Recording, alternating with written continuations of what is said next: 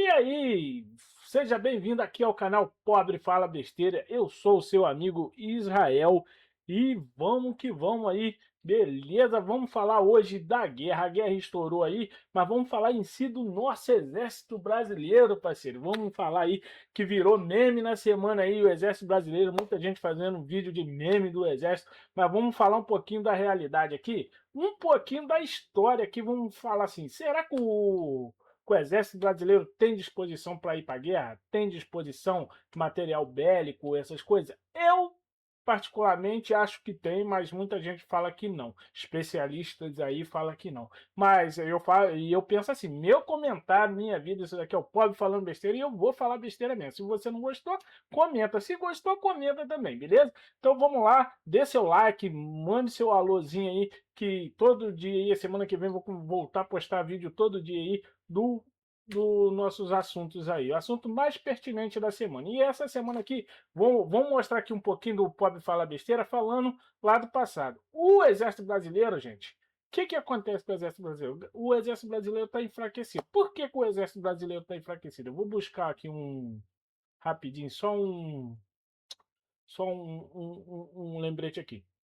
Mas vou lembrar para vocês aqui por que o Exército enfrenta uma realidade fora do comum. Por quê? Agentes são fracamente o orçamento público. Nosso orçamento do Exército é assim, é alto, mas não é alto o suficiente para se manter. O que acontece? O Exército tem muita aposentadoria, muitas pensão, e isso às vezes atrapalha. Não estou falando que o pessoal não mereça a ganhar, mas são aposentadoria altas, são pensões altas, e isso também atrapalha no orçamento. Mas principalmente o Exército ficou muito fraco quando saiu da ditadura, porque o governo cortou não, limitou os orçamentos do Exército com medo. Isso vem de vários governos, não é do governo Lula hoje, não é do Bolsonaro, não é dos governos antigos depois da como é que se diz? Da nova Constituição Federal, o Exército veio também enfraquecido, porque o medo do Exército dominar o país de novo. Isso todo mundo teve na década de 80, ali no finalzinho da ditadura, na década de 80, de 70, entendeu? Até vinha a nova Constituição, que aí voltou o direito de voto. Então, o Brasil ficou enfraquecido, o Exército ficou enfraquecido por isso, porque o exército pode tomar de novo o país e a gente entrar de novo numa ditadura. Então, o exército ficou enfraquecido, foi cortado as verbas, foi cortado coisas. Você vê só que o exército do Brasil não tem um armamento de ponta, não tem por quê? Porque o medo dos governantes, dos deputados, desse pessoal, é o exército tomar o Brasil de novo. Né? Certo, e que eu acho errado, lógico, né? Que a gente é um país democrático, acho que enfraqueceu o país, enfraqueceu. Só que se estourar uma guerra aqui no país, a gente vai acabar com o país? Não, mas a gente vai ter muita perda, porque o país não está preparado por isso. E simplesmente por isso, por medos de governantes, de que o exército tome o país, deixou o país enfraquecido. A gente não temos um caça decente, não temos armas decentes para um pilotão ir para a guerra. A estrutura do exército é boa, é uma das melhores estruturas, mas não é a melhor do mundo, não é um nível mundial.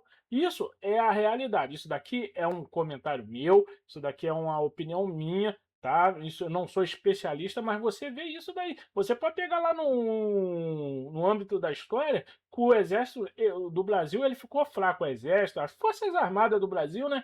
As Forças Armadas do Brasil ficou fraco depois da ditadura, porque eles têm limite em tudo. E o medo dos nossos governantes perder o banquinho de ouro deles, entendeu? Porque o exército tomando um lugar, eles perdem o banquinho de ouro deles. Eu sou contra a ditadura, mas também não sou a favor desses caras arrancar dinheiro do nosso país. Mas falando de guerra, o Brasil, o exército brasileiro não tem estrutura nenhuma, porque desde 88, do final da TT5, eu acho que acabou a ditadura militar.